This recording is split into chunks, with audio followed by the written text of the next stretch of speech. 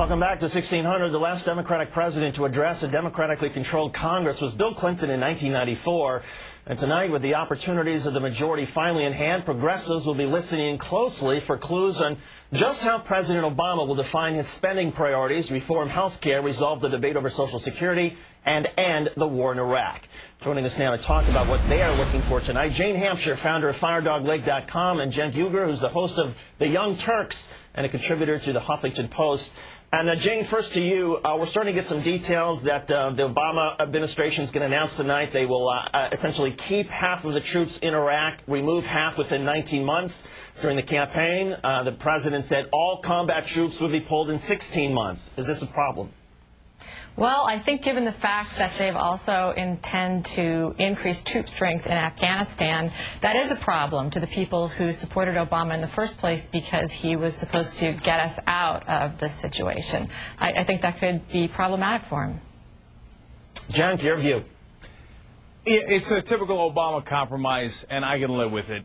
You know, he said 16 months. The generals desperately wanted it to be 23 months.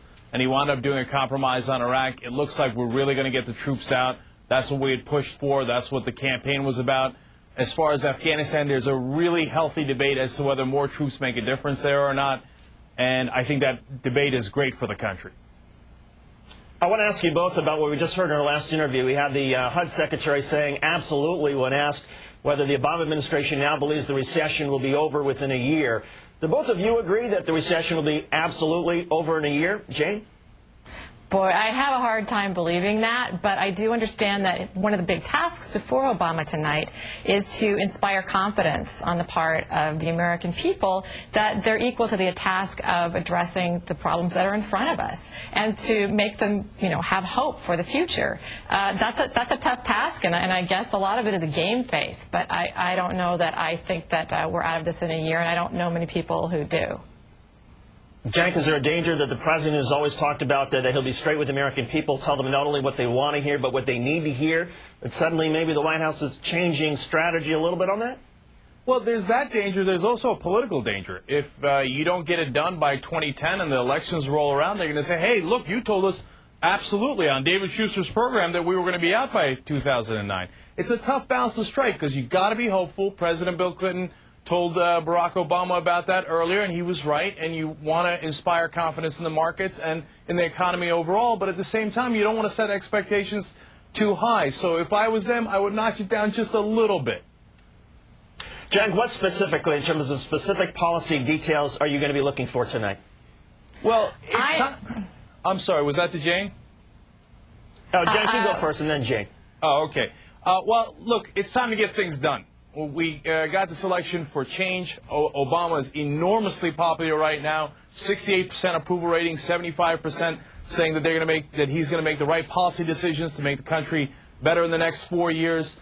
It's time to get her done. So let's get to our proposals.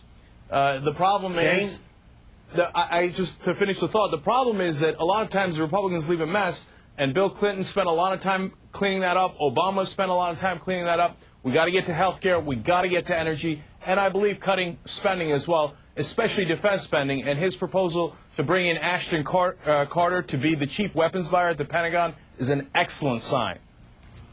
Jane, what specifically are you looking for, and any concern that when you hear the Obama administration sort of entertaining Republican desires to deal with Social Security, that maybe that somehow compromises the effort to focus on health care?